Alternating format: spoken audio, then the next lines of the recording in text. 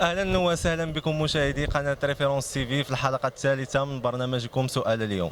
سؤال اليوم يهتم بالمشهد السياسي المغربي، فمع اقتراب انتهاء ولايه حكومه بن كيران اردنا معرفه راي المواطنين في امكانيه استمرار هذه الحكومه لولايه ثانيه.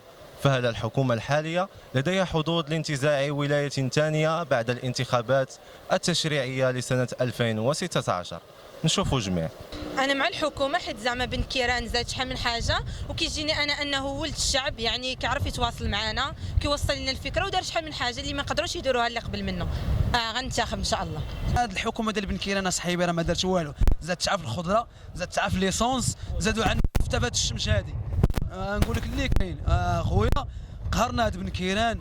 احنا كاع معنا حكومه جديده، علاش ما دارش شي فضاءات فين نلعبوا كره وفين نعبروا على الهوايات ديالنا. خاصة تصاوبنا فضاءات فين نلعبوا كره وفين نعبروا على الهوايات ديالنا باش حنا نصوتوا. الانتخابات اخي ما باليش يعني الشيء اللي كنشوفو عام على خو، ما كاين حتى حاجه ما كتحقق، حتى حاجه ما كاينه مقوله، حتى حاجه ما سميتو.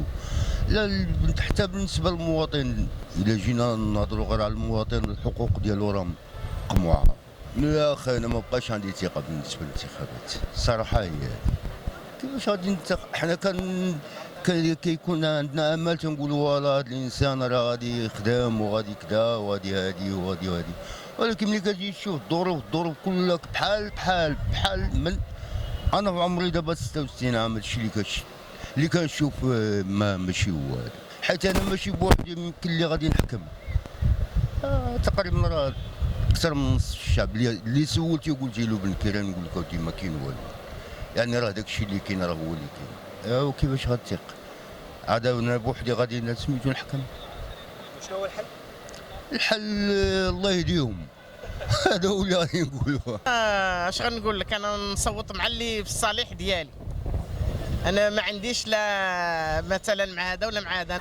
الصراحه عشان بالنسبه لي الحكومه ديال بن كيران ما كانش عندها واحد التغيير، كان تغيير شكلي وكان تغيير محدود، وخصوصا في الاوضاع اللي شهدها الدول العربيه الراهنه في السنوات الاخيره.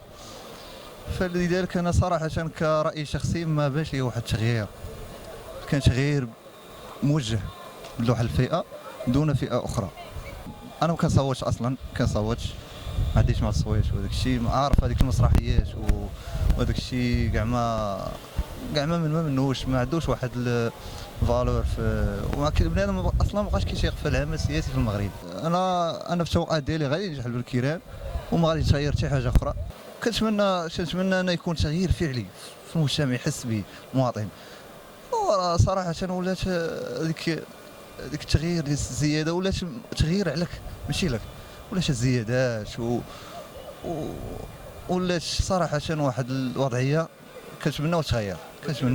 ما عنديش مع السياسه وعمرني انتخبت وكنفكر ما ننتخبش عاوتاني. يا سيدي انا مع حكومه ديال السي عبد الاله بن كيران، لان كنشوف بان حكومه معقوله ومسؤوله، حكومه اللي زعما وفات جينيرالمون بالوعود ديالها وكتعامل مع الشعب على انها فهمتي، على انها قريبه من الشعب، يعني فهمتي شي حاجه اللي كتحاول تشوف الهموم الحقيقيه، بعدوا على ديك اللغات الخشب وديك الشيء، مشاو لواحد اللغه اللي يعني مسؤوله، كيشوفوا على ديك الناس اللي ما عندهمش هذيك شي المقاصه، داروا ديك شي المقاصه باش يعطيو الفلوس للناس ديريكتومون، الناس اللي مخصوصين اللي عندهم نقص في الدخل. وهذا مشاهدينا حلقة اليوم انتهت، نضرب لكم موعد جديد بحلقة جديدة وسؤال جديد. دمتم في رعاية الله وإلى اللقاء.